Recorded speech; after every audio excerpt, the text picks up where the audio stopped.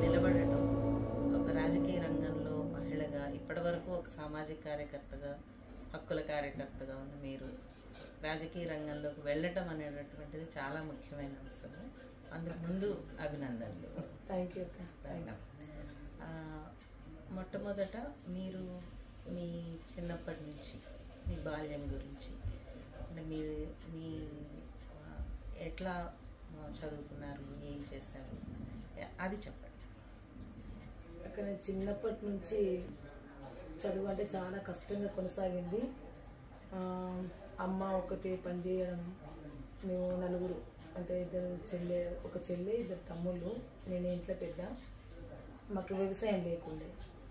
ఇంకా ఇక్కడ నుంచి అంటే సిర్పూరు పుల్లార బొగడగూడ విలేజ్ వాళ్ళు. అక్కడ నుంచి నాన్న చనిపోయిన తర్వాత అమ్మాయి పెళ్ళి రావడం జరిగింది. అంటే జన్నారం మండలం తిమ్మాపూర్కి వచ్చిన తర్వాత చాలా కష్టమైపోయింది జీవితం గడవడం. అమ్మ పని చేస్తేనే ఇంతమంది బతకడం. నానమ్మ కూడా మాతో పాటే ఉంది. అమ్మ ఒక్కతే పని చేయడం, పొద్దంతా పని చేసి సాయంత్రం నూకలు కొనుక్కొని వస్తుండే. మా అమ్మ వచ్చి మమ్మల్ని గంజి కాసి సాయంత్రం అన్నం పెడుతుండే. అట్లా జీవితాన్ని కొనసాగించడం జరిగింది. సండే సాటర్డే వస్తే అమ్మతో నేను కలిసి పనికి కూడా వెళ్ళేదాన్ని. అసలు ఆ జీవితం గుర్తు చేస్తే బాధ అనిపిస్తుంది. అసలు బట్టలు లేవు, ఒకటే జత బట్టలు. ఇప్పుడైతే ఆ స్కూళ్ళల్లో బట్టలు ఇస్తున్నారు, మధ్యాహ్నం భోజనం ఉంది, అవన్నీ. అప్పుడు అవేమీ లేకుండే. ఇంటి అన్నీ కూడా పుస్తకాలు కూడా ఇంటికి కొనుక్కోవాలి. చాలా కష్టంగా గడిచింది అక్క. నాకు 8th క్లాస్ వరకు నేను అడప 8th క్లాస్ వరకు రెగ్యులర్గా వెళ్ళాను. దాని తర్వాత మ్యారేజ్ అయింది. నాన్న అంటే నాన్న 2000లో చనిపోయాడు. నాన్న చనిపోయినాక మొత్తం ఇంకా అమ్మ అంటూ వెళ్ళి వచ్చింది. 8th క్లాస్లోనే పెళ్ళైంది. 8th క్లాస్లో మ్యారేజ్ అయింది. అప్పటికి భుజంగరావు టీచరు, ఏపీటీఎఫ్ అప్పుడు ఆంధ్రప్రదేశ్ టీచర్ ఫెడరేషన్లో పనిచేస్తుండే. మండల అధ్యక్షులుగా వర్క్ చేశాడేమో. అప్పుడు ఓ స్కూల్కి వచ్చారు భుజంగరావు. వచ్చినప్పుడు లచ్చేసారని ఉండే, బయోసైన్స్ టీచర్ అనమాట. ఒక్కదాన్ని ఉంటే ఆదివాసి అమ్మాయిని జడ్పీఎస్ఎస్లో తపాల్పూర్ ఒక్కదాన్ని అమ్మాయిని ఉంటే చాలా కష్టంగా మంచి చదువుతుంది కానీ అమ్మాయి చాలా కష్టం. అడప బడికి వస్తుంది. భుజంగరావు మీరు పెళ్లి చేసుకుంటే బాగుంటుంది ఎట్లా అంటే, మా దగ్గర ఇట్లా ఉంటాయి సార్ అంటే, అక్కడ భుజంగరావు చూశాడంట. నాకు అంత ఐడియా లేదు కానీ చూశాడంట. దాని తర్వాత మళ్ళీ ఇంటికి రావడం భుజంగరావు. మా ఇల్లు చూశాడు. ఎంత చాలా పేదరికంలో ఉంది కదా ఈ అమ్మాయి. ఈ అమ్మాయిని పెళ్లి చేసుకుంటే రేపు అంటే పేదల కష్టం అనేది ఏంటిది అనేది తెలుసుకుంటుంది. రేపు పేదల కష్టాల్లో ఉంటుంది. తను కూడా మంచి చదివిపిస్తాను అని మళ్ళీ దాని తర్వాత పెళ్లి చేసుకున్నాక నన్ను భుజంగరావు చదివిపించింది. 10th రాశారా? తర్వాత అంటే 9th క్లాస్ కూడా కంటిన్యూ చేశాను. అంటే అడప 9th క్లాస్ మళ్ళీ 10th చేసిన తర్వాత ఓపెన్ డిగ్రీ చేసి బిఎడ్ రెగ్యులర్ చేశాను అక్క. దాని తర్వాత 2008 డిఎస్సి రాశాను. డిఎస్సిలో స్కూల్ అసిస్టెంట్ వచ్చింది. అప్పటి నుంచి జాబ్ చేస్తాను. 10లో ఇచ్చిండు. 2 years తర్వాత ఇచ్చిండు పోస్టింగ్. 2010లో 13 years అయిపోయింది. ఇంకా 14 years సర్వీస్ ఉంది నాకు. ఇప్పుడు మీ కమ్యూనిటీ పేరేంటి? గోండ్ కమ్యూనిటీ. గోండ్ కమ్యూనిటీలో ఎంతమంది ఆడపిల్లలు చదువుకున్నారు? గోండ్ కమ్యూనిటీలో అంటే కొంచెం పర్వాలేదక్క. కొంచెం ఇప్పుడు అప్పటికి లేరు. ఆ ఊర్లో ఓన్లీ ఒక్కదాన్ని, మురిమడుగు విలేజ్ లో ఒక్కదాన్ని, మా తిమ్మాపూర్ విలేజ్ లో కూడా ఒక్కదాన్ని, పుల్లర విలేజ్ లో కూడా నేను ఒక్కదాన్ని చదువుకున్నదాన్ని. అప్పటికి అంటే ఏమి కారణాలు అట్లా? అప్పటికి అంటే ఎడ్యుకేషన్ కూడా అంత అంటే ఎడ్యుకేషన్ మీద అంత లేకుండా బయటికి రాలే. అప్పటికి మా వాళ్ళు అసలు చదువుకున్న వాళ్ళు చాలా తక్కువ మంది. అప్పటికి ఎవరు అమ్మాయిలు అయితే అసలు బయటికే తీసుకురాలేదు, బయట చదువుకోలేదు. అప్పుడే అంటే 85 కావచ్చు. అప్పుడు మరి అంగన్వాడీ స్కూల్స్ అప్పుడు స్టార్ట్ అయినాయేమో. మరి ఆశ్రమ స్కూల్స్ కూడా దూరము, పల్లెల్లో లేవు, అమ్మాయిలను పంపించలేదు ఎవరు.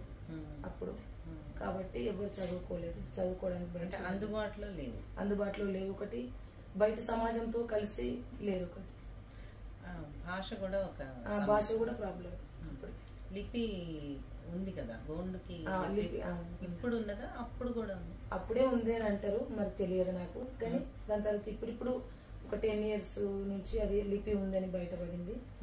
గతంలో ఉండే అని చెప్తారు. అంటే లేకపోవడం అనేటటువంటిది ప్రధానమైనటువంటి కారణం. లిపి ఉంటే మరి ఒకవేళ ఇప్పుడు చదువుకునే వాళ్ళేమో ఇప్పుడు వస్తున్నారా బాగా? ఇప్పుడు పర్వాలేదు. ప్రతి విలేజ్ లో ప్రతి ఇంట్లో ఇప్పుడు ఎంతో కొంత అంటే ఇంటర్ 10th డిగ్రీ అలా చేసి ఉన్నారు. ఇప్పుడు పిల్లలు గ్యాప్ చేస్తున్నారు. అంటే గ్యాప్ ఎప్పటి ఇంటర్ ఆశ్రమ స్కూల్లో చదువుతున్నారు. 10th అయిపోతుంది. 10th అయిపోయినాక ఇంటర్ చేస్తున్నారు. ఇంటర్ చేసినాక డిగ్రీ ఇంకా వేరే చేయాలంటే ఇక్కడ ఏమి ఉండవు. వేరే హైదరాబాద్ ఇంకెక్కడికో వెళ్ళాలంటే అంత స్తోమత ఉండదు. వాళ్ళతో కలిసి ఈ వాతావరణానికి అలవాటు అయిపోయి మళ్ళీ ఆ వాతావరణానికి ఎక్కడ మిగతా కమ్యూనిటీ తోటి వేరే గిరిజనేతలతో కలిసి చదువుకోవాలంటే అదొక ఏదో మరి ఎందుకో వెళ్ళట్లేదు, చదువుకోవట్లేదు పిల్లలు. డిగ్రీలు చేసి డిఎడో ఇక్కడే చేసి ఇంతే ఇట్లా ఆగిపోతుంది. ఇప్పుడు ఒక్కదాన్ని మీరు ఉన్నారని చెప్పారు కదా, 8వ తరగతి వరకు కూడా చదువుకున్నారు. అంటే అప్పుడు కానీ ఆ తర్వాత కాలంలో కానీ వివక్ష ఏమన్నా ఎదుర్కొన్నారు?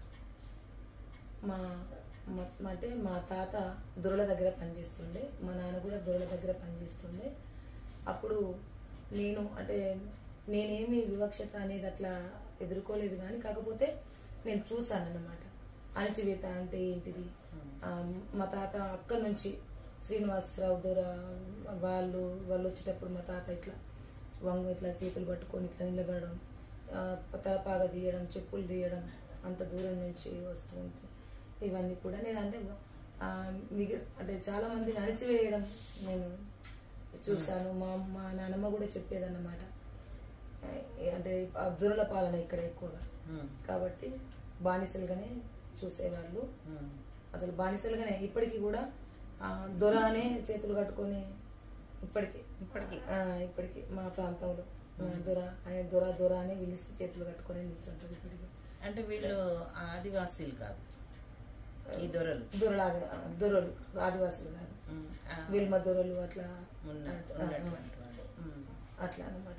ఈ ప్రాంతం అప్పుడు అక్కడ ఆంధ్రాలో అయితే భూస్వాములు అట్లా అనేవాళ్ళేమో అక్క. ఇక్కడ మాత్రం దొరలు, తెలంగాణలో దొరలు అనేవాళ్ళు. అట్లా ఇప్పుడు పితంబరావు దొర అని మాకు తపల్పూర్లో ఉండేవాళ్ళు అనమాట.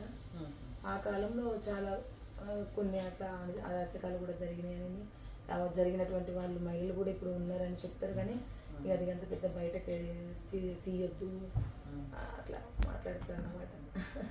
ఇప్పుడు అంటే మీరు ఒక ఆదివాసీ మహిళగా ఉన్నారు, అట్లానే ఈ దేశంలో ఇంకా అనేక మంది అణగారిన ప్రజలు చాలామంది ఉన్నారు. స్త్రీలు, మామూలు స్త్రీలు కూడా చాలా అణిచివేతకు గురవుతూ ఉంటారు. దళితులు, ఆదివాసీలు, వికలాంగులు, ట్రాన్స్జెండర్స్, ఇట్లా అనేక సమూహాలు ఇంకా వాళ్ళ న్యాయబద్ధమైనటువంటి సామాజికంగా ఎదగనివ్వకుండా చేస్తుంది.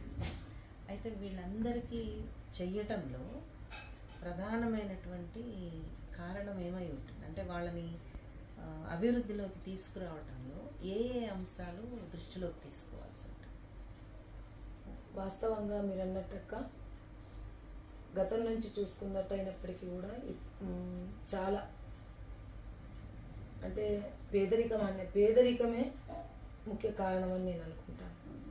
ఎందుకంటే ఒక దళితు ఉండి ఒక దళితు ఒక స్థాయిలో ఉంటే బాగా డబ్బు ఉండి దళితు అయి ఉండి కూడా ఒక స్థాయిలో ఉంటే తనకి గౌరవం ఉంది.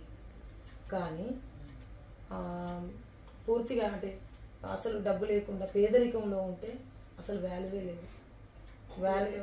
కుల వివక్షత కూడా ఉంది. అసలు వాల్యూ ఇవ్వరు. అణచివేతకి అసలు ఒక మహిళ అయి ఉంటేనైతే ఇంకా బాగా ఏమే పోసి రావే పోవే అంత చులకన చూసేటువంటి పరిస్థితులు. ఆదివాసుల్లో కూడా మిగతా ఇప్పుడు బయటి సమాజానికి బయటకు వస్తే ఆదివాసుల వాళ్ళు కూడా ఆదివాసి మా కమ్యూనిటీలో లేదు, బయటకు వస్తే బయట అట్లా కొంచెం ఉంది. ఆదివాసీ సమాజంలో వివక్షత లేదు మా దగ్గర, స్త్రీ పురుష అంత వివక్షత ఉండదు. గౌరవిస్తారు స్త్రీని, ఆదివాసీ సమాజంలో స్త్రీని గౌరవిస్తారు, వాల్యూ ఇస్తారు స్త్రీకి, అంత అణచివేత లేదు. ఇప్పుడు నేర్చుకుంటున్నారు. కానీ గతం నుంచి చూసినట్టయితే అసలు భార్యకు భర్త కూడా వాల్యూ ఇచ్చేది, అంటే ఈక్వల్ గా వర్క్ పని చేసుకోవడం కావచ్చు, ఆమెకు స్వేచ్ఛ కూడా ఇచ్చేది. అక్క అదేం లేదు మా దాంట్లో, అట్లా డామినేట్ చేయడం అనేది అదేం లేకుండే. ఇప్పుడు సమాజం మారుతున్న కొద్దీ బయట చదువుకున్నటువంటి వాళ్ళే ఇప్పుడు పితృస్వామ్య వ్యవస్థని వంట పట్టించుకుంటున్నారు. గతంలో అదేం లేదు, చాలా బాగా స్వేచ్ఛనిచ్చేవాళ్ళు.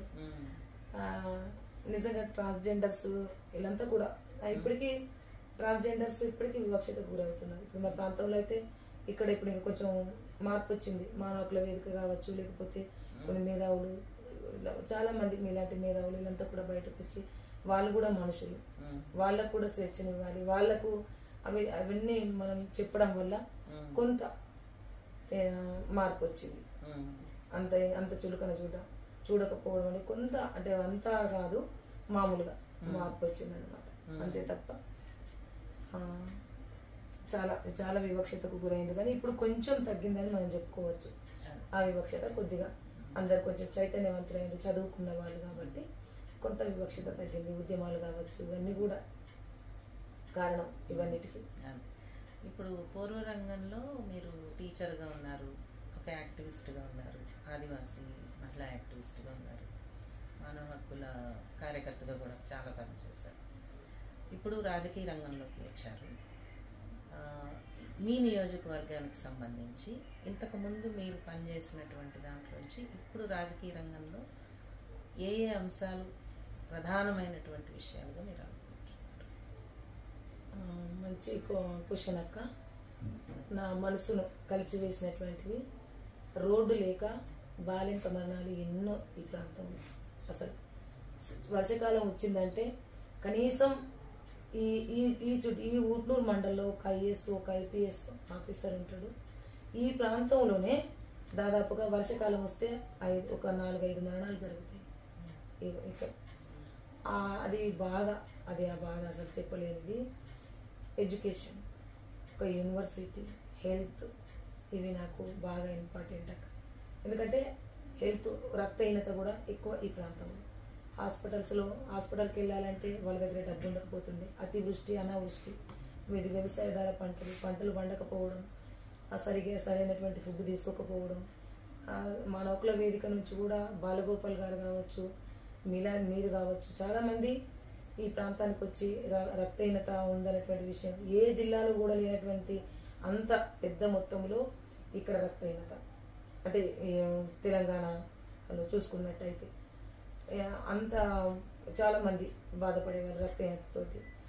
వాళ్ళు డబ్బులు లేక వేరే ప్రైవేట్ హాస్పిటల్స్కి పోక గవర్నమెంట్ హాస్పిటల్కి పోతే డాక్టర్లు ఉండకపోతుండే, డాక్టర్లు ఉంటే మందులు ఉండకపోతుండే, చాలా రకాలైనటువంటి ఇబ్బందులు ఇప్పటికీ కూడా ఆదివాసులు ఆనాటి నుంచి ఈనాటి వరకు కూడా చూసినట్టయితే అదే పరిస్థితిలో ఉన్నారు. దాని తర్వాత మేము యూనివర్సిటీ కొరకు కూడా చాలా కొట్టాము. రోడ్డు కంపల్సరీ, గూడు, కూడు, నీడ, రవాణా, ఇవి ప్రతి ఒక్కరికి అవసరం అన్నమాట. ఇవి ఉంటేనే అభివృద్ధి అనేది జరుగుతుంది. పండించినటువంటి పంటను బయట తీసుకొచ్చి అమ్మేయాలన్నా కానీ, వస్తువు కొనుక్కొని రావాలన్నా కానీ రవాణా అనేది చాలా ఇంపార్టెంట్. ఇక్కడ ఉన్నటువంటి అడవులను కాపాడుకుంటూ ఉన్నటువంటి మా గూడాలకి రవాణా వేయాలనేటువంటిది ఒక లక్ష్యం. అది రవాణా ఉండాలి కంపల్సరీ. అప్పుడైతేనే ఆదివాసీ బతుకులు మారుతాయి. ఇంతో కొంత వాళ్ళు పండించినటువంటి పంటను బయట అమ్ముకోవడానికి రహదారి ఏర్పడితే ఒక 108 అక్కడికి వెళ్తుంది, వాళ్ళు హాస్పిటల్ వెళ్ళడానికి. ఇవన్నీ కూడా కొంత బాధ కలిగించింది నాకు. అది ఎడ్యుకేషన్ విషయంలో చూసుకున్నట్టయితే 10th ఓన్లీ, ఇంటర్ చదువుకోవడం ఉండడం అంతే. చదువుకు చాలా అసలు ఇప్పటికీ ఎడ్యుకేషన్ పెంచుకోవట్లేదు. ఎంప్లాయీస్ పిల్లలు మాత్రమే ఎడ్యుకేషన్ చదువుకుంటున్నారు. పేరెంట్స్ భయమో లేకపోతే ఏదో, కానీ వ్యవసాయదారులు మా దాంట్లో ఉన్నటువంటి వ్యవసాయదారుల పిల్లలు చాలా తక్కువ అదే చదువుకోవడం. ఒక 2 years నుంచి కొంత కొంత ఒక ఒక ఒక 5% అట్లా, కానీ పూర్తిగా ఎడ్యుకేషన్ డౌన్లో ఉంది. కాబట్టి ఇక్కడ కేజీ నుండి పీజీ కావచ్చు, కామన్ స్కూల్ విధానం కావచ్చు ఏర్పాటు చేస్తే అందరూ అన్ని కమ్యూనిటీలు ఉంటాయి కదా, అయితే ఏ పిల్లడు ఎట్లా ఉంటాడు అనేది అక్కడ నేర్చుకుంటారు పిల్లలు. ప్రత్యేకంగా ఒక గుంపు అంటే ఇది ఆదివాసీ ట్రైబల్ వెల్ఫేర్ ఇది ఇట్లా కాకుండా అన్ని కమ్యూనిటీలు ఉండేటువంటి స్కూల్ కామన్ స్కూల్ విధానాన్ని ఏర్పాటు చేస్తే ఈ ప్రాంతంలో ఎడ్యుకేషన్ పెరుగుతుంది. మంచి ఎడ్యుకేషన్ అంటే ఒక నాణ్యతమైనటువంటి ఎడ్యుకేషన్, మిగతా పిల్లలతో కలిసిపోయి వాళ్ళు మంచి ఒక ఆలోచన నేర్చుకోగలుగుతారు అనేటువంటిది ఒకటి ఉంది. యూనివర్సిటీ ఒకటి, ఇక్కడ యూనివర్సిటీ ఏర్పాటు చేస్తే ఇక్కడే చదువుకొని ఇక్కడే ఉద్యోగాలు చేస్తే ఇక్కడి ప్రాంతం అభివృద్ధి జరుగుతుంది. వేరే ప్రాంతాలకు వెళ్ళి చదువుకోవడానికన్నా ఒక యూనివర్సిటీ ఏర్పాటు చేయాలనేసి మేము గత చాలా సంవత్సరాల నుంచి పోరాటాలు కూడా చేయడం జరిగింది దానిపైన. ఇవి ఫస్ట్. ఇందాక ఒక మాట అన్నారు కదా, అంటే రక్తహీనత ఎక్కువ అనేటటువంటిది. ఎందుకని ఈ ప్రాంతంలో మహిళలకి రక్తహీనత ఎక్కువ ఉంది? అట్లానే మహిళలకనే కాదు, జనరల్గా అందరికీ ఉందని వస్తుంది. ప్రసవ సమయాల్లో పిల్లలు తల్లులు చనిపోతున్నారు అనేది కూడా ఇంతకుముందు మనం చాలా సార్లు చూసాం. దానికి కారణం ఏమైంది? గతంలో చాలా మంచి ఫుడ్ తీసుకునేవాళ్ళు మా వాళ్ళు, న్యాచురల్ ఫుడ్ అంటే ఆవు పేడ పొలా చేన్లలో వేయడం, ఈ రసాయనిక ఎరువులు అనేటివి వాడకపోయేది. చాలా న్యాచురల్ పంటలు జొన్నలు, సజ్జలు, రాగులు, కందులు, శనగ, ఇవి వరి కూడా వాటర్ లేకుండానే వరి పండించేది మా వాళ్ళు. అప్పుడు కూడా అన్నీ మంచి ఫుడ్ తీసుకునేది. దాని తర్వాత ఏమైపోయిందంటే ఇది పత్తి రావడం, పత్తి వేయడం మొత్తం చేనులలో. ఇప్పుడు అంటే ఆహార పంటలు పోయి వాణిజ్య పంటలు రావడం, వాణిజ్య పంటల పైన మోజుపడి ఆహార పంటలు పోగొట్టుకొని బయట పండించినటువంటివి తినడం, తీసుకొచ్చి వీళ్ళు తినడం. దీనివల్ల ఏమైపోయిందంటే వాళ్ళ అంటే పంటలు అనేటువంటివి వాళ్ళు పండించేటువంటి పంటలు కనుమరుగైపోయాయి. ఈ బయట వచ్చినటువంటి ఈ పంటలు పండించడం వల్ల వాళ్ళు రేషన్ బియ్యం తెచ్చుకొని తినడం, ఇంకా పండించినటువంటి పంటలు లేవి కదా, పత్తే వేస్తున్నారు. ఏ కొంచెం వేసినా పత్తి, రేట్ బాగా వస్తుంది కదా మనకి, ఇట్లా ఇట్లా అయిపోయి వాళ్ళు తినేటువంటి ఫుడ్లో చేంజ్ అయిందక్క. చేంజ్ అయిపోయి అలా రక్తహీనత ఇవన్నీ కూడా రావడం జరిగింది. దాంతోపాటు వాటరు అక్కడ సరిగా లేకపోవడం, ఇంకోటి అంతే అంటే బయట ఫుడ్ ఎక్కువ అయిపోయింది. బయట అంటే మందులతో పండించిన ఫర్టిలైజర్ వేసి పండించినటువంటి ఫుడ్ తీసుకోవడం వల్ల పూర్తిగా కమర్షియల్ పంట అయిపోయింది. పూర్తిగా అయిపోయింది అక్క. ఇప్పుడు అదే మామూలుగా అంటే ఇప్పుడు ఏం వేస్తారంటే ఇప్పుడు కొంచెం జొన్న, శనిగలు ఇవి మాత్రమే రొట్టె అది, కానీ దానికి కూడా ఇప్పుడు మందేస్తున్నారు. జొన్నకు కూడా అప్పుడు అసలు మందే వేయకపోయే వాళ్ళు. ఎప్పుడైనా ఎరువులు. ఇప్పుడు అప్పటి నుంచైనా రైతు ఆత్మహత్యలు కూడా పెరగటం ఇక్కడ. ఆదివాసీ రైతుల్లో దాదాపుగా ఒక తక్కువ రైతు ఆత్మహత్యలు ఉండక గతంలో. అయితే ఇవి ఎప్పుడైతే ఈ పత్తి ఇవన్నీ ఎప్పుడైతే పంటలు రావడం అయినాయో, వర్షాలు కూడా తగ్గిపోవడం వల్ల ఇవన్నీ జరగడం వల్ల ఆదివాసీ రైతుల్లో కూడా కొంత రైతు ఆత్మహత్యలు జరిగినాయి. ఇది ప్రధానంగా అటవీ ప్రాంతం, కానీ చాలా వరకు అడవి తగ్గిపోతుంది. తగ్గిపోవటానికి రకరకాల కారణాలు, మీరు వాటి గురించి ఒకటి చెప్పండి. ఎందుకు తగ్గుతుంది? తర్వాత దీని ప్రభావం పర్యావరణం మీద ఎట్లా ఉంటుంది? అక్కడ అడవి తగ్గిపోవడానికి ఆదివాసులు కారణం కాదని నేను చెప్తాను. ఎందుకంటే ఆదివాసులు అడవి మీద ఆధారపడి జీవించేవాళ్ళు. అడవి అంటే వాళ్ళకు ఒక అంటే తల్లికి బిడ్డకు ఎట్లాంటి సంబంధం ఉంటుందో అట్లా సంబంధం ఉంటుంది అక్క. ఆదివాసులు అడవిలో ఉన్నటువంటి చెట్టును, పుట్టను, పులులను, జంతువులను పూజిస్తారు అక్క. అడవిని నరికి వాళ్ళు అంటే ఇండ్లు కట్టుకోవడాలు, ఫర్నిచర్ చేయించుకోవడాలు, లేకపోతే అడవిని నరికి వేరే ప్రాంతాలకు అమ్ముకోవడాలు ఇలాంటివి అస్సలు చేయరు వాళ్ళు ఆదివాసులు. వాళ్లకు అవసరం ఎంతైతే ఉందో అది కూడా వ్యవసాయానికి పొట్టకూటి కొట్టుకున్నటువంటి భూమే తప్ప వాళ్ళు పెద్ద ఎకరాల కొద్ది 100 ఎకరాల భూములు కొట్టుకొని ఒక్కరికే నాకే ఇది సొంతం ఇది నాకే అట్లా లేదక్క.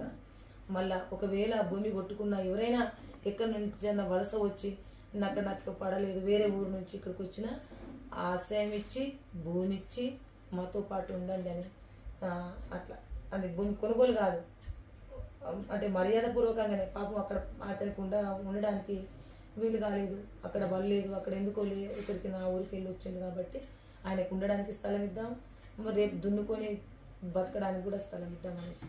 ఆదివాసులకు భూమి అంటే ఒక వస్తువు కాదక్క, సంస్కృతి సాంప్రదాయము ఆచార వ్యవహారాలతో కూడుకున్నటువంటిది వ్యవసాయం ఆదివాసులకు. కాబట్టి వాళ్ళు తప్పకుండా వ్యవసాయం మీద బాగా ఆధారపడి జీవిస్తారు ఆదివాసులు. కానీ వాళ్ళు మనం మీకు బాగా తెలుసక్క, ఆదివాసి గూడాలకు వెళ్తే ఏ ఒక్క ఆదివాసి ఇంట్లో ఫర్నిచర్ ఉండదు, కనీసం పడుకోవడానికి బెడ్ ఉండదు, వేయడానికి డోర్ అట్లాంటిది ఉండదు, తడకలు ఉంటాయి అక్క. మరి ఆదివాసి అడవిని నాశనం చేసిందంటే అది కాదు, అది ఆదివాసి కాదక్క. దాని పేరు మీద చాలా రకాలైనటువంటివి జరిగాయి కాబట్టి అడవి నాశనం అయింది, స్మగ్లింగ్ జరిగింది, వేరే స్మగ్లర్లు చాలా మంది అడవిని. అదే కాకుండా ఏం చేయనుందంటే వన సంరక్షణ సమితి ఇలాంటి పేర్లు పెట్టి కాపాడడం, అది ఆదివాసులకే ఇవ్వనుంది. మీరు ఈ అడవిని కాపాడుకోండి, ఈ అడవి మీది, మీరు కాపాడుకోండి అంటే ఆదివాసులు తప్పకుండా కాపాడుకునే వాళ్ళకు. ఎంతమంది ఫారెస్ట్ డిపార్ట్మెంట్ వాళ్ళు వచ్చి కాపాడదామన్నా కానీ అది కాని పనికి. నా ఇల్లుకు నేను రక్షణ ఉండాలి కానీ వేరే వాళ్ళని రక్షణ పెట్టాలంటే అది కాని పని. నా ఇంటికి నేనే రక్షణ. అట్లా ఆదివాసులకు అడవికి సంబంధం కాబట్టి ఆదివాసులను అడవికి రక్షణ పెట్టుకుంటే కంపల్సరీ వాళ్ళు కాపాడుకునేవాళ్ళు. కానీ వాళ్ళు అట్లా చేయకుండా చేయడం వల్ల కొంత నష్టం కూడా జరిగింది. ఆదివాసులనే వ్యతిరేకంగా చూపిస్తున్నారు. అడవి నరికేస్తున్నారు అనేసి చెప్తున్నారు. కానీ అడవి లోపల నుంచి ఎంతమంది స్మగ్లర్లు ఎంతమంది దోచుకుపోయినరు అడవిని అనేటువంటిది బయటకు తీసుకురావట్లేదు. ఎప్పుడు చూసినా ఆదివాసులు అడవులు నరుకుతున్నారు అని చెప్తున్నారు.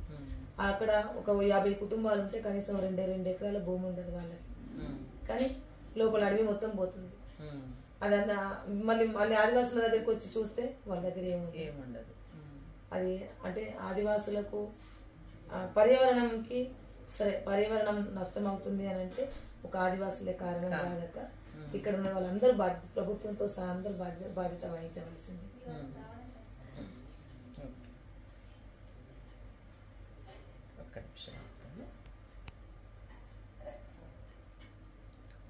ఇది అంటే ప్రధానంగా ఆదివాసీ నియోజకవర్గం. ఇది మొత్తం ఈ ఆదివాసీ నియోజకవర్గంలో ఆదివాసీ జనాభా ఎంత ఉంది, అందులో ఎన్ని రకాల సమూహాలు ఉన్నాయి, ఈ సమూహాలన్నీ మధ్య సంఘర్షణ కానీ లేకపోతే సామరస్యం ఏ స్థాయి ఎట్లా ఉన్నది, ఆదివాసీ కాని ప్రజలు ఎంతమంది ఉన్నారు అక్క? మొత్తం దాదాపుగా ఉమ్మడి ఆదిలాబాద్ జిల్లాతో కూడా 16 లక్షల దాకా, దాదాపు సుమారు 16 లక్షల దాకా జనాభా ఉంటుందక్క ఉమ్మడి జిల్లా అంతా కూడా. దాంట్లో ఆదివాసీ తెగలు అనేటివి 9 ఉంటాయి అక్క. లంబాడ తెగతోటి 10 ఇక్కడ. ఆదివాసీ 9 తెగలేమో అంటే దాదాపుగా 3 lakhs వరకు ఆదివాసులు 9 తెగలు కలిపి ఉంటారు. లంబాడ తెగ వాళ్ళు 1,20,000 దాకా వాళ్ళు ఉంటారు. ఇక మిగతా కమ్యూనిటీ చూసుకున్నట్టయితే ఎస్సీ కావచ్చు, మైనార్టీస్, బీసీ, ఓబీసీ వీళ్ళంతా కూడా 1,50,000 ఇట్లా మొత్తం 16 lakhs వరకు జనాభా ఇక్కడ.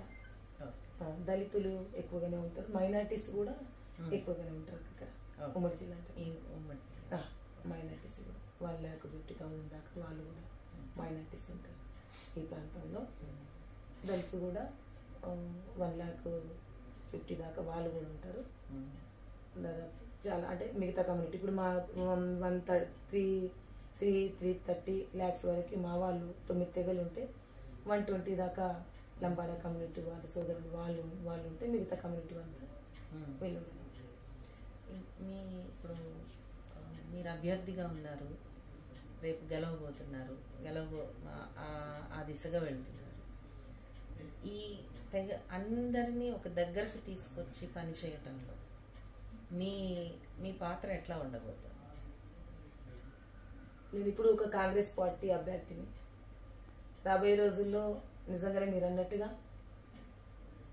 గతంలో నేను ఉద్యమాలు చేస్తున్నటువంటి క్రమంలో మానవ హక్కుల వేదిక కావచ్చు, మహిళా సంఘాల్లో కావచ్చు, టీచర్ సంఘాల్లో కావచ్చు, బీడీ కార్మికుల సంఘాల్లో కావచ్చు, ఇలా సంఘాల్లో నేను పనిచేసిన గతంలో. కాబట్టి ఆ ఆదరణతోటి మళ్ళీ అందులో ఒకటి ఆదివాసీ మహిళ, మొట్టమొదటిసారిగా ఆదిలాబాద్ పార్లమెంట్కి ఒక ఆదివాసీ బిడ్డను ఒక పేరు ఇన్ని సంవత్సరాలు అంటే మనకు స్వతంత్రం వచ్చి 75 సంవత్సరాలు దాటిపోయినా కానీ ఇన్ని సంవత్సరాల్లో ఒక మహిళ కూడా లేదు. అందులో ఆదివాసీ మహిళ అసలు లేదు ఇంకా. కాబట్టి అందుకని ఆ ఆదరణ ఒకటి, నేను గతంలో పనిచేసింది ఒకటి, 10 సంవత్సరాల తర్వాత రాష్ట్రంలో కాంగ్రెస్ గవర్నమెంట్ ఏర్పాటైంది కాబట్టి అదొకటి. అన్ని 3 కలిసి ఈ ప్రాంతంలో నాకు ఒక భారీ మెజార్టీ ఇవ్వబోతున్నారు. ఇక్కడ ప్రజల ఆదరణ కూడా బాగానే ఉంది. అయితే గతంలో ఉద్యమాలు చేస్తున్నటువంటి క్రమంలో అది వేరు. ఉద్యమాల్లో ఉన్నప్పుడు ఒక హక్కుల కార్యకర్తగా మనం ఎవరి హక్కును వాళ్ళ హక్కు కాపాడబడాలనేసి మనం ఫైట్ చేస్తాం. ఇప్పుడు కూడా అంటే అందరూ బాగుండాలి, అందరి అభివృద్ధి జరగాలి.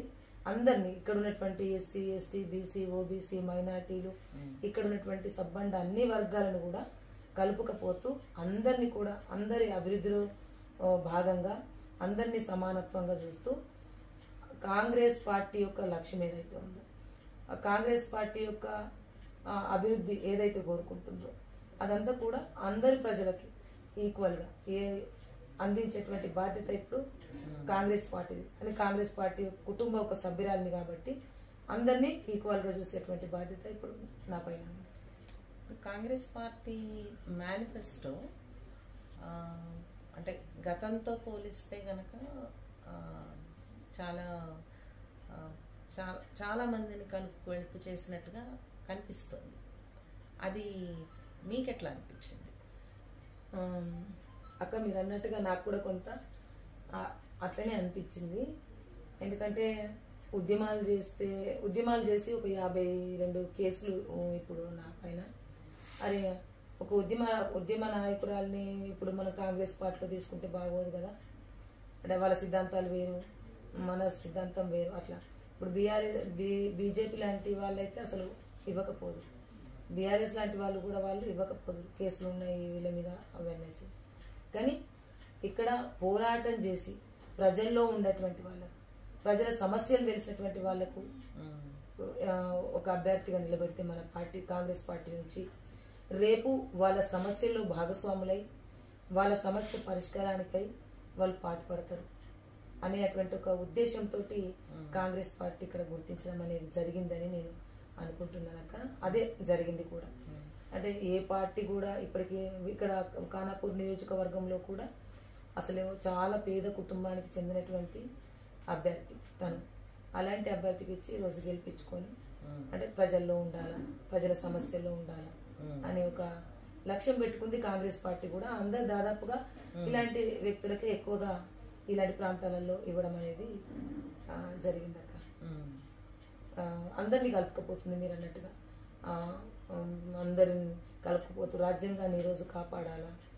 గతంలో కాంగ్రెస్ పార్టీ చేసినటువంటివి సరే ఏదున్నా కానీ మా దగ్గర గౌరవనీయులు రేవంత్ రెడ్డి గారు వచ్చినప్పుడు కొంతమంది అన్నారన్నమాట, అంటే ఈ భూమి భుక్తి విముక్తి కొరకు ఇంద్రవెల్లిలో జరిగినటువంటి సంఘటన అది మీరు కాంగ్రెస్ పార్టీ ప్రభుత్వం ఉన్నప్పుడే కదా ఈ ఎన్కౌంటర్ జరిగింది ఇవన్నీ. అప్పుడు రేవంత్ రెడ్డి గారు అన్నారన్నమాట, గతంలో ఏ తప్పులైతే జరిగాయో ఆ తప్పును మేము సరిదిద్దుకుంటున్నాము. సర్దిద్దుకొని అక్కడ మరణించినటువంటి వాళ్ళ కుటుంబాలను మేము ఆదుకోవాలనుకుంటున్నాం. వాళ్ళకు ఉద్యోగం కల్పించాలి, ఉపాధి కల్పించాలి, ఇండ్లు కట్టించాలి, లేనటువంటి వాళ్ళకు భూమి ఇవ్వాలి అని మేము అనుకుంటున్నాం. జరిగి ఉండవచ్చు తప్పు, అప్పుడున్నటువంటి నాయకులు కావచ్చు, లేకపోతే అప్పుడున్నటువంటి సంఘ పరిస్థితుల్లో జరిగి ఉండొచ్చు. కానీ ఇప్పుడు దాన్ని ఆ తప్పును మేము సరిదిద్దుకొని ఇక్కడ ఎంతమంది అయితే ప్రాణత్యాగం చేశారో వాళ్ళకు మేము భరోసా కల్పిస్తున్నాం అనేసి చెప్పడం జరిగింది అన్నమాట.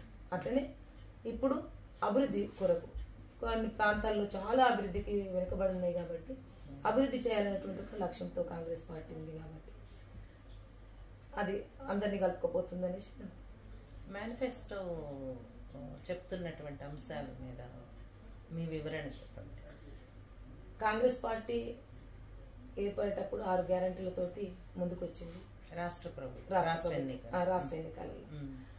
అవి దాదాపుగా అమల్లోకి వచ్చినాయి. గడప గడపకు వెళ్ళినాయి 6 గ్యారంటీలు.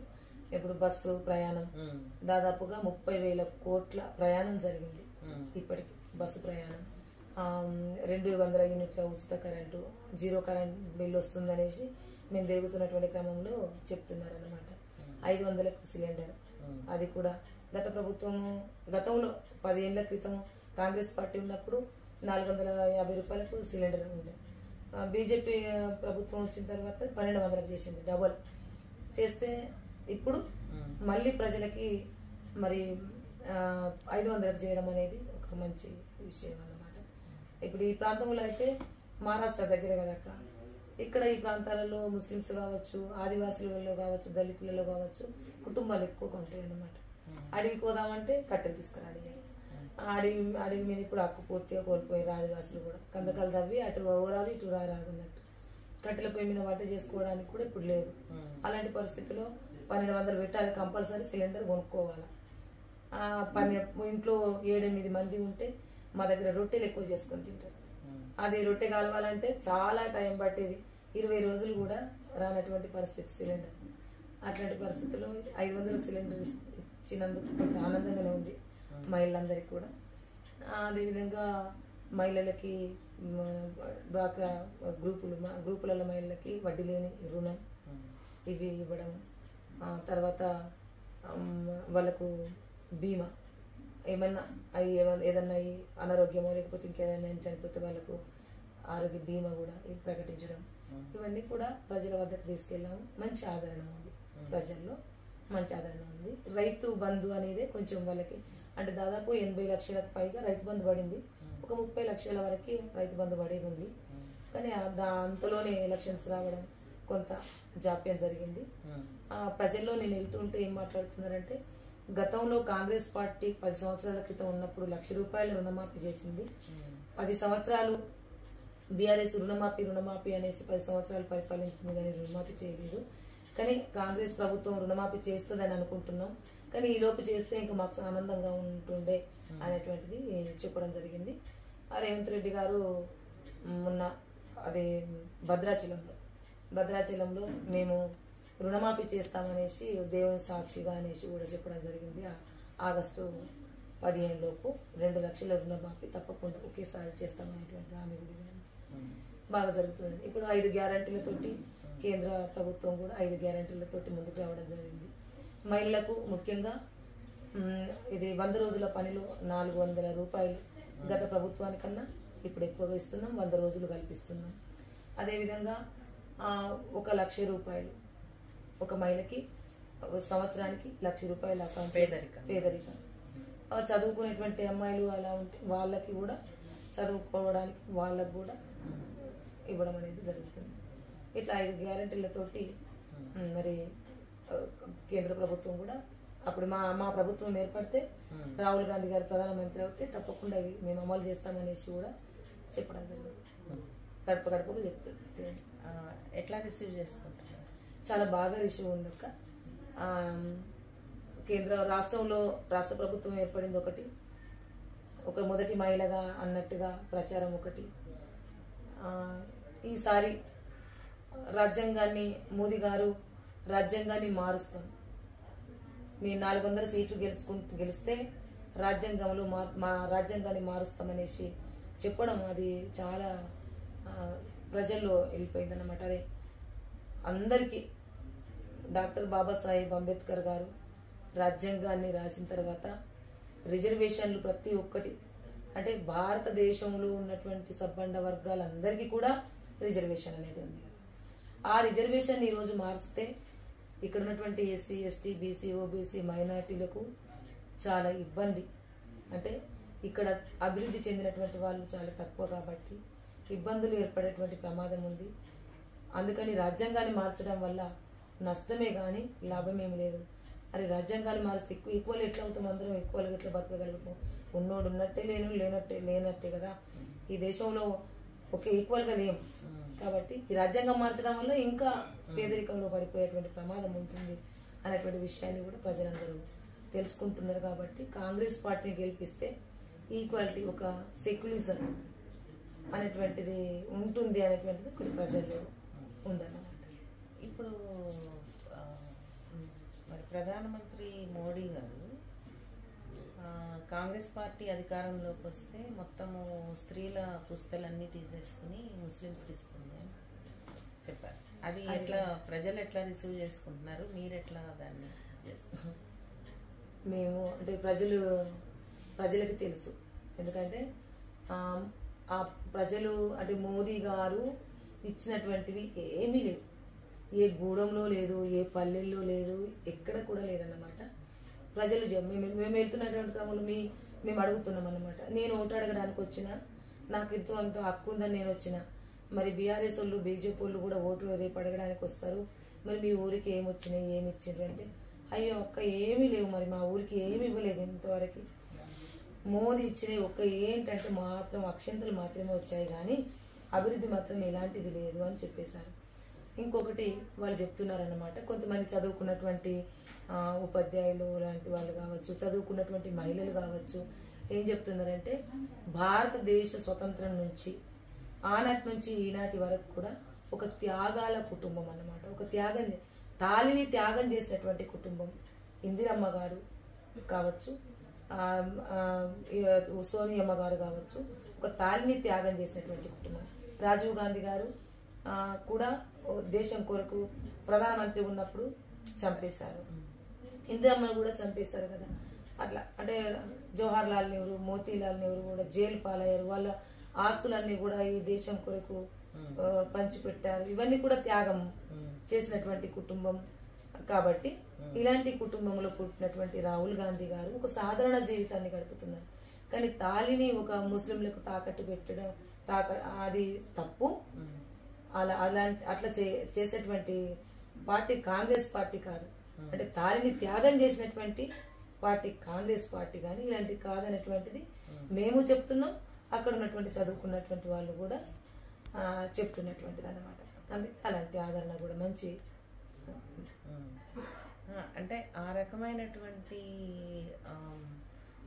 ప్రచారాన్ని రోజుకు ఒక కొత్త పుంతంలోకి తీసుకెళ్తున్నారు కదా మోదీ గారు.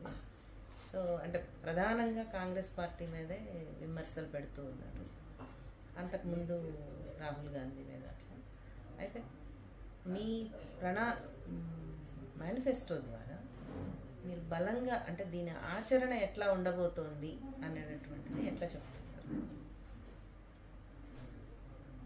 అక్క పారదర్శకంగా నిజాయితీగా ఉండబోతోందా అని నిజంగా చెప్పాలంటే చాలా నిజాయితీగా ఉండబోతుంది అక్క.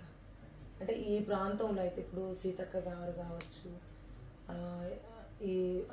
ఆమె కూడా ఒక ఉద్యమాల నుంచి వచ్చినటువంటి వ్యక్తి కాబట్టి ప్రజల్లోకి వెళ్ళి అంటే పేద ప్రజల్లోకి వెళ్ళి చొచ్చుకొని పోయి ఈవెన్ మేము తిరుగుతున్నటువంటి క్రమంలో ఇప్పుడు కూడా తిరుగుతున్నటువంటి క్రమంలో ఏదైనా విలేజ్కి వెళ్తే మాకు నీళ్లు లేవు అనంటే వెంటనే కలెక్టర్ గారితో మాట్లాడి మీరు తప్పకుండా సార్ ఇది ఏదేమైనప్పటికీ కానీ ఎండాకాలం వచ్చింది వాటర్ లేవు అంటే మాత్రం మీరు వెంటనే బోర్ వేస్తారా, ఏం చేస్తారా, బావి తవ్విస్తారా, అక్కడి పరిస్థితులను తెలుసుకొని ఆ పరిస్థితులకు అనుకూలంగా మీరు ఇక్కడ చేయవలసిన అవసరం ఉంది అనేసి మేము అసలు ఒక సేవా భావంగా మనం వెళ్ళిపోవాలంతే. మనం అంటే ప్రజల్లోకి వెళ్ళిపోవాలి. ప్రజల అభివృద్ధి ఫస్ట్ మనకి, ఇటు దేశ సంపద పెరగాలి, ప్రజల అభివృద్ధి జరగాలి. ఇది ఒక లక్ష్యంగా పెట్టుకోవడం అనేది జరిగింది కాంగ్రెస్ పార్టీ. అంటే గతం కన్నా ఇప్పుడు ఒక మాదిరిగా జరగాలి ప్రజల్లో. ప్రజలందరూ కూడా ప్రజల ఆదరణ ఉండాలి అంటే కాంగ్రెస్ పార్టీ పైన. రాహుల్ గాంధీ గారి లక్ష్యం కూడా అదే అన్నమాట.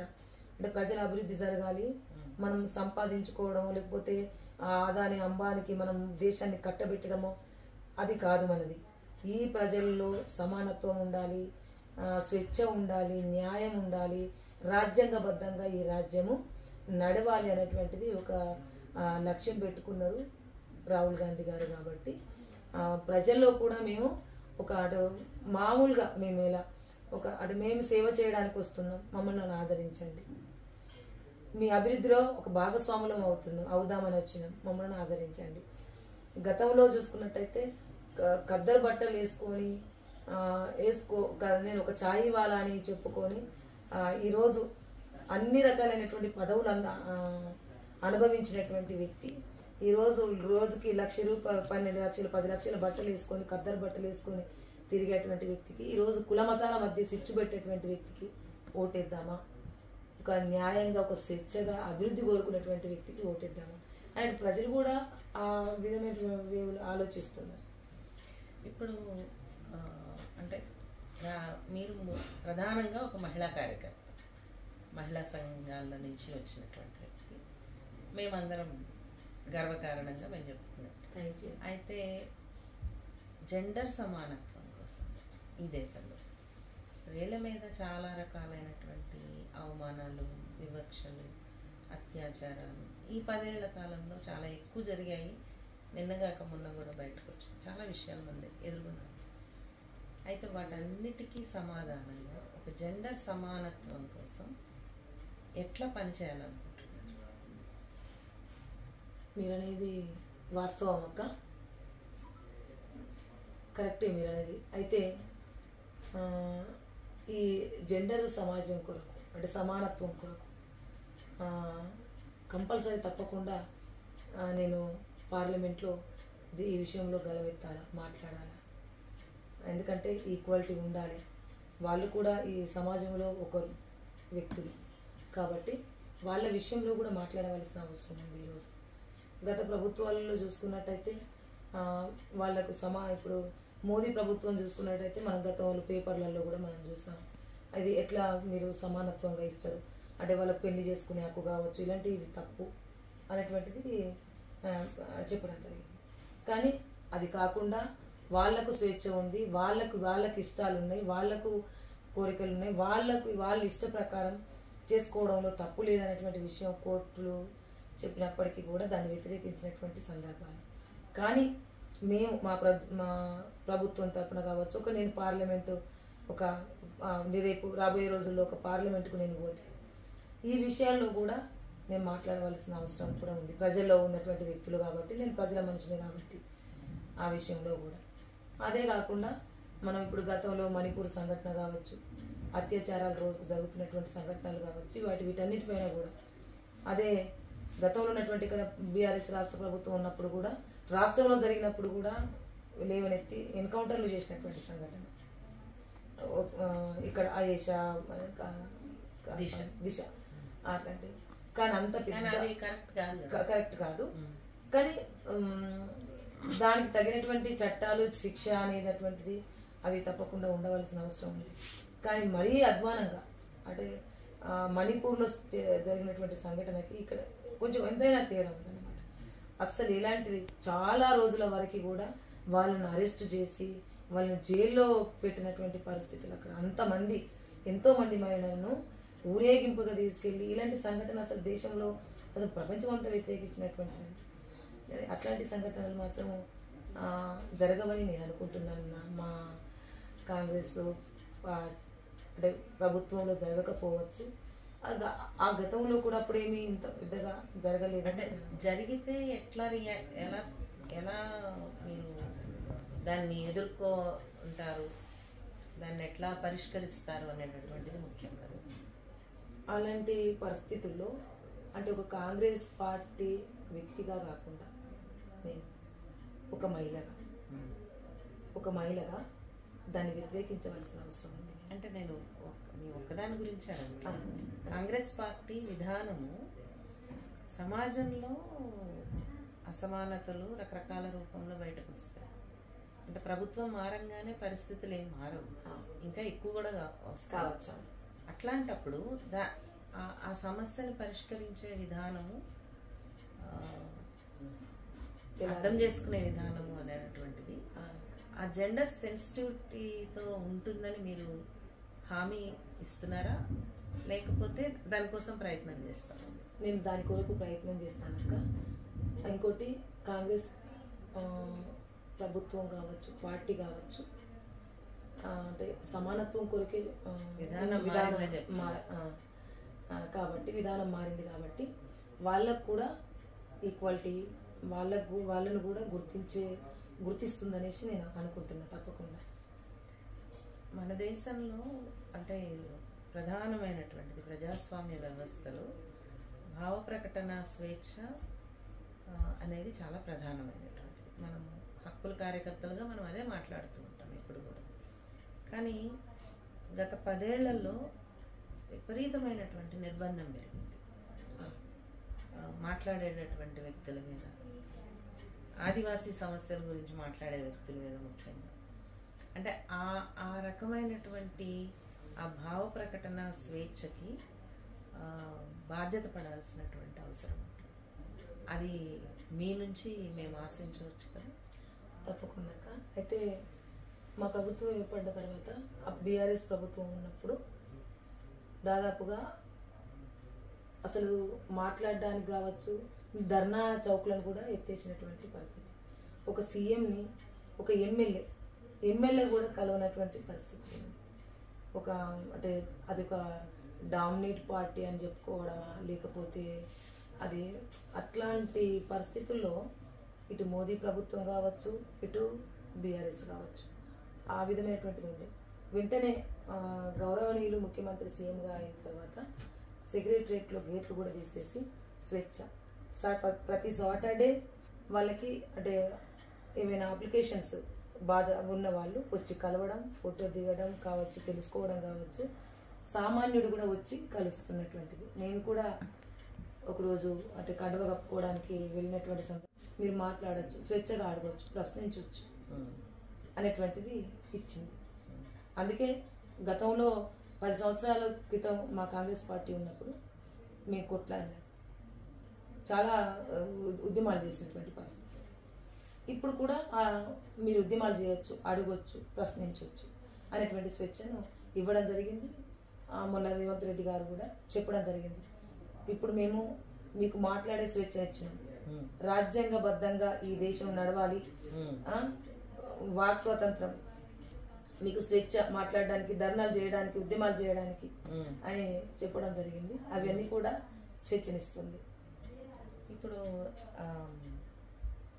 అంటే చాలా పెద్ద స్థాయిల్లోకి ఒకళ్ళిద్దరు మహిళలు, ఆదివాసీ మహిళలు వెళ్ళిన సందర్భాలు మన ఇప్పుడు రాష్ట్రపతి కూడా అందులో భాగమైంది, ఆదివాసీ మహిళ మన ముర్ము గారు.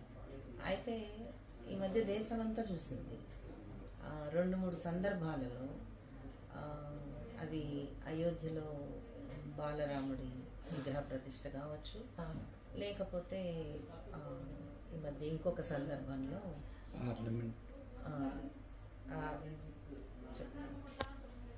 అటు కొత్త భవనం సందర్భంలో అంటే ఒక నిరాదరణ అనేటటువంటి బాగా కనిపించింది. ఏమనిపించింది? వాస్తవం అక్క, ఒక ఆదివాసీ బిడ్డను అవమానించినట్టు అనిపించింది నాకు. ఎందుకంటే గతంలో కూడా రాష్ట్రపతి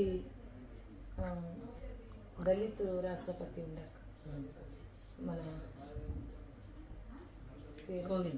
కోవింద్ గారిని కూడా గుళ్ళకు రానివ్వకుండా బయటనే పూజ చేయించినటువంటిది మనం చాలా చూడడం అనేది జరిగింది. అందులో మళ్ళీ దాని తర్వాత ఆదివాసీ బిడ్డకు కూడా అవమానం జరిగింది ముర్ము గారికి. నాకు మాకు కూడా బాధ అనిపించింది. అంటే పార్లమెంటు భవనం ఇనాగ్రేషన్ అప్పుడు కూడా ఓ పూజ చేసేటప్పుడు తన్ని రానివ్వకపోవడం, బాలరాముణ్ణి అయోధ్యలో చేసిన పూజలో కూడా ఇప్పుడు తను కూడా అంటే ఒక పూజలో కూర్చున్నప్పుడు అంటే హిందూ సాంప్రదాయంగా నేను మాట్లాడుతున్నాను. హిందూ సాంప్రదాయంలో భార్య భర్తలు ఇద్దరు కూర్చొని పూజలో కూర్చుంటారు. మరి మోదీ గారు ఈరోజు తను ఒక్కరే కూర్చున్నారు అంటే దానికి ఏం అర్థం అంటే అధికారం ఉంది అనేసి, నీ అధికారం ఉన్నది ఎట్లయినా నేను చేస్తాను. అదొకటే కాదు, తను చేసినటువంటివి హిందూ సమాజం, హిందూ అఖండ భారత్, హిందూ దేశం అని చెప్పుకుంటారు కదా, హిందూ ఆచారం ఇది హిందూ అని. తను అంటే ఇప్పుడు నేను చెప్తుంటే నేను కూడా పాటించాలి ఫస్ట్. కానీ తను చేసింది ఏంటంటే వాళ్ళ తల్లి గారు మరణిస్తే హిందూ సాంప్రదాయం ప్రకారము 11 రోజులు బయట ఉండి గుండు తీయించుకుంటారు. గుండు తీయించుకొని అంటే అది ఆచారం అన్నమాట హిందూ సాంప్రదాయం ప్రకారం. ఆయన అది చేయకుండానే తల్లి చనిపోయినటువంటి కొద్ది రోజులకి గుండు కూడా తీయించుకోకుండా ఈరోజు పూజలో కూర్చున్నాడు. అతను బాలరాముడి అదే ప్రతిష్ట జరిగినప్పుడు పూజలో కూర్చున్నాడు. అంటే తనకి ఒక న్యాయము, ఇతరులకు ఒక న్యాయం అన్నమాట. అంటే తన భర్త చనిపోయినటువంటి ఒక మహిళ కాబట్టి తన్ని రానివ్వకూడదు. నువ్వేంటి మరి అని అంటే ప్రశ్నించే వాళ్ళు, అడిగే వాళ్ళు లేక ఆ విధంగా అంటే చాలామంది మేధావులు కావచ్చు, మీలాంటి వాళ్ళు కావచ్చు, చాలామంది ప్రశ్నిస్తున్నారు. కానీ బయట సమాజం దగ్గర దాకా అంటే మా సామాన్య ప్రజల దాకా అది రాకపోవడం. ఇప్పుడు చాలామంది తెలుసుకున్నారు ఆ విషయం కూడా. కంపల్సరీ తప్పకుండా ఇది చాలా తప్పు అది అనేటువంటిది కూడా తెలుసుకుంటున్నారు. అయోధ్యలో ఉన్నటువంటి దేవుణ్ణి మొక్కాలి, అయోధ్యలో అంటే ఇక్కడ ఉన్నటువంటి దేవుళ్ళు కావాలి. ఈ గత 10 సంవత్సరాల నుంచి పరిపాలన చేస్తున్నావు కదా, మరి ఇన్ని సంవత్సరాలు అక్షంతలు పంపించలేదు, మరి ఇప్పుడే అక్షంతలు పంపించాలేంటి? అదంతా కూడా ఒక రాజకీయంలో భాగమని అంటే అది కాంగ్రెస్ పార్టీ అలా ఎప్పుడు చేయలేదు. మనం చూసుకున్నట్టయితే అక్కగారు ప్రధానమంత్రి మన ఇందిరాగాంధీ గారు ఉన్నప్పుడు తనని ఒక రాజ్యాంగబద్ధంగా తను గుళ్ళకి వెళ్ళి పూజ చేసుకున్నటువంటి అప్పుడు నేను పేపర్లో కూడా చూడడం జరిగింది అన్నమాట. ఇది రాజ్యాంగబద్ధంగా జరిగింది. ఇప్పుడు ఇది మోదీ గారు రాజ్యాంగబద్ధంగా కాదు, ఇది ఒక మత తత్వం అని కూడా మనం చెప్పుకోవచ్చు. అది ఈ దేశంలో నూరిపోయాలనేసి చూస్తున్నారన్నమాట. కానీ ప్రజలు దాదాపుగా చైతన్యవంతులు అవుతున్నారు. కొద్దిమంది అలా చేసినప్పటికీ కూడా ప్రజలందరూ చూస్తున్నారు. ఇప్పుడు టీవీలు, సెల్ ఫోన్లు ఇవన్నీ వచ్చినాయి కాబట్టి మోదీ చేస్తున్నటువంటి తప్పులు ఏందో బయటకు వస్తుంది. చాలా అవమానం జరిగింది ఆదివాసీ బిడ్డకు. ఒక ఆదివాసీ బిడ్డ, ఒక మూలవాసి, అలాంటి బిడ్డకు అంత అవమానించడం అనేది ఒక ప్రధానమంత్రి స్థాయిలో ఒక రాష్ట్రపతి, ఒక దేశాధిపతికి అవమానం జరిగినప్పుడు సామాన్య ప్రజల యొక్క చాలా అది బాధ అనిపించింది. మా ఆదివాసులందరూ కూడా అది వ్యతిరేకించాము. కానీ ఇది జరగకూడదు అలాంటిది. సమూహాల మధ్య ఒక టెన్షన్ అనేది చాలా కాలం నుంచి మనం చూస్తాం. ఇందాక మీరు కూడా చెప్పారు. అయితే ఆ పరిష్కారాన్ని మీరు ఎట్లా అప్పీల్ చేయకూడదు అంటే ఒక పరిష్కారాన్ని తర్వాత అంటే ఆదివాసీ యువత మొత్తం దేశంలోనే యువత చాలా ప్రధానమైనటువంటి పాత్ర. మరీ ముఖ్యంగా ఆదివాసీ ప్రాంతాల్లో ఉండేటటువంటి యువతకి అమ్మాయిలు కావచ్చు, అబ్బాయిలు కావచ్చు, మీరు ఏమి సందేశం ఇవ్వాలనుకుంటున్నారు? మీరేమి అప్పీల్ చేయాలనుకుంటున్నారు? మీరు అన్నట్టుగా ఈ ప్రాంతంలో ఏ ప్రాంతంలో అయినా కానీ ఇది ఇంకా బాగా వెనుకబడినటువంటి ప్రాంతం ఆదిలాబాద్ జిల్లా అంటేనే. ఆదిలాబాద్ జిల్లాలో యువత కూడా చాలా ఎక్కువగానే అంటే గత ప్రభుత్వంలో ఉన్నప్పుడు ఉద్యోగాలు లేవు, ఏం లేవు కాబట్టి చాలా వెనుకబడి ఉంది ఈ ప్రాంతం అంతా. నిరుద్యోగం కూడా ఎక్కువగానే ఉంది కాబట్టి ఇక్కడ దాదాపుగా అంటే ఆర్మూర్ టు ఆదిలాబాద్ ఒక రైల్వే ఏర్పాటు చేసుకుంటే పండించినటువంటి పంట కావచ్చు, ఎగుమతులు దిగుమతులు కావచ్చు, ఉద్యోగ అవకాశాలు కావచ్చు కొంచెం ఎక్కువగా దొరికేటువంటి ఉంటుంది. ఆ విషయంలో కూడా మాట్లాడవచ్చు నేను పార్లమెంట్లో రాబోయే రోజుల్లో. అదే కాకుండా ఒక విమానాశ్రయాన్ని ఈ ప్రాంతాలు ఇక్కడ ఏర్పాటు చేస్తే అట్లా కూడా ఉపాధి కొంతమందికి దొరకవచ్చు. ఇక్కడ సిమెంట్ ఫ్యాక్టరీ ఉంది ఒకటి, దాన్ని మా గవర్నమెంట్ అప్పుడు సిమెంట్ ఫ్యాక్టరీ ఏర్పాటు చేస్తే ఈ బీఆర్ఎస్ గవర్నమెంట్ ఏం చేసిందంటే బీజేపీ గవర్నమెంట్ మూతపడేసింది. దాన్ని కూడా తెరిపిస్తే అందులో కూడా చాలా ఉపాధులు దొరికేటువంటి అవకాశాలు కార్మికులుగా అంటే చదువుకున్న కార్మికులు, చదువుకున్న ఉద్యోగులు, అంటే చాలా రకాలైనటువంటి కార్మికులు పరిశ్రమల్లో పనిచేస్తారు. ఈ సిమెంట్ ఫ్యాక్టరీ కావచ్చు, ఇక్కడ కాగజ్ నగర్లో ఉన్నటువంటి మన పేపర్ మిల్లు కావచ్చు, అందరూ ఇప్పుడు కార్మికులు తగ్గారు. ఇలాంటి కొన్ని రకాలైనటువంటి ప్రభుత్వపరమైనటువంటివి ఉంటే ఉపాధి అనేటువంటిది ఎక్కువగా దొరుకుతుంది. వీటిపైన కూడా నేను నేను యూనివర్సిటీ కూడా చెప్పాను కదా, అట్లా ఇవన్నీ పైన ఎక్కువగా మాట్లాడవలసిన అవసరం ఉంది ఈ ప్రాంతంలో. ఇప్పుడు ఎక్కువగా కాటన్ పండిస్తారు. ఇక్కడ కాటన్ దాదాపు 7,000 హెక్టర్ల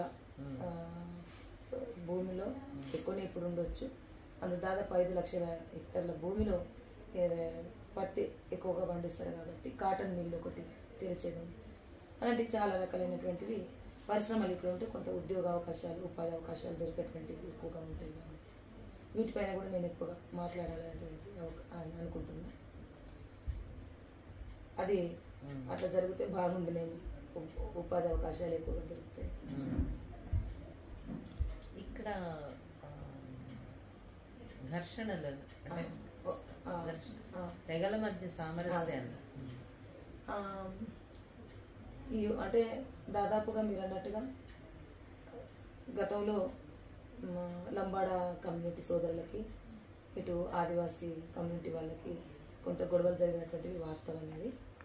ఎందుకంటే అంటే వేరే ఇక్కడ మహారాష్ట్ర, ఇటు మహారాష్ట్ర నుంచి దగ్గర మహారాష్ట్ర కాబట్టి మహారాష్ట్రలో వాళ్ళు ఎస్టీ కాదు, మహారాష్ట్రలో వాళ్ళు బీసీ కాబట్టి ఇక్కడికి వలస వచ్చేసి మా ఉద్యోగాలన్నీ కూడా వాళ్ళు కొట్టుకుపోతున్నారు. ఇక్కడ ఉన్నటువంటి లంబాడ సంబంధించినటువంటి ఇక్కడ పుట్టినటువంటి వాళ్ళకు ఉద్యోగాలు లేవు, వాళ్ళు అట్లనే ఉన్నారు. కానీ వలస వచ్చినటువంటి వాళ్ళకి మాత్రం ఉద్యోగ అవకాశాలు ఇవన్నీ కూడా వాళ్ళే తీసుకుపోతున్నారు అనేటువంటిది ఫైట్ అప్పుడు ఉద్యమాలు జరిగాయి అన్నమాట. అయితే ఆ ఉద్యమాల్లో మేము కూడా పార్టిసిపేట్ చేయడం జరిగింది. యావత్ 9 తెగల ఆదివాసులు, అటు లంబాడ వాళ్ళంతా కూడా జరిగింది. ఈ విషయంలో కూడా నేను లంబాడ సోదరులకు ఒకటే విజ్ఞప్తి చేసేది. ఎందుకంటే 2008 డిఎస్సిలో మేం కాదు ఈ విషయం చెప్పింది, వాళ్ళే భీంపూర్ నుంచి వాళ్ళే పుట్టించారు. ఇక్కడ నార్నూర్ మండల్ భీంపూర్ ఉంటారక్క, వాళ్ళే అంటే మా ఉద్యోగాలు వలస వచ్చినటువంటి వాళ్ళు తీసుకుపోతున్నారు అనేటువంటిది వాళ్ళే పుట్టించారు. అదే కాకుండా రాథోడ్ రమేష్ నాకు అప్పుడు ఇక్కడ ఎమ్మెల్యే ఎంపీ చేసినటువంటి వాళ్ళ మిస్సెస్, ఆమె లంబాడ ఎస్టీ కాదు, ఆమె మహారాష్ట్ర నుంచి వలస వచ్చినటువంటి అని కేసు కూడా మీద వేయడం జరిగింది. వాళ్ళే, మేం కాదు. అందులో వాళ్ళు ఈ విషయాన్ని అర్థం చేసుకుంటారని నేను అనుకుంటున్నా.